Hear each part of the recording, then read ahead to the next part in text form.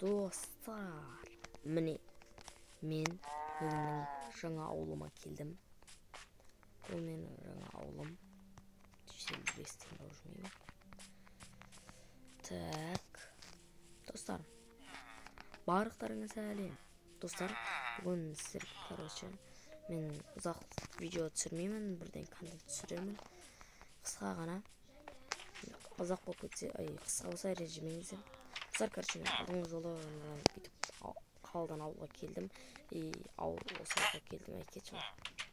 Сосын андай бір қонақ үй бар екен. Қонақ үй деген кәдімгі шетелден общий үйім. Соған аяқта өзім үй дейтін бөлме сатып алдым үйін. Аяқта склад дегенде ғой.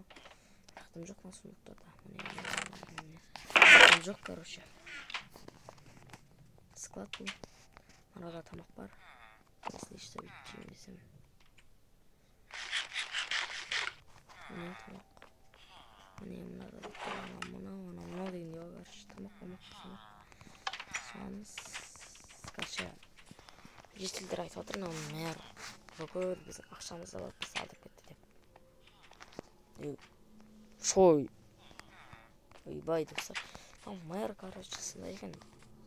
Достар, осы видеоның жалғасын күтсеңіздер, дәл осының жалғасын түсіремін. Ал енді комментарий жазып, лайк басып кетіңіздер.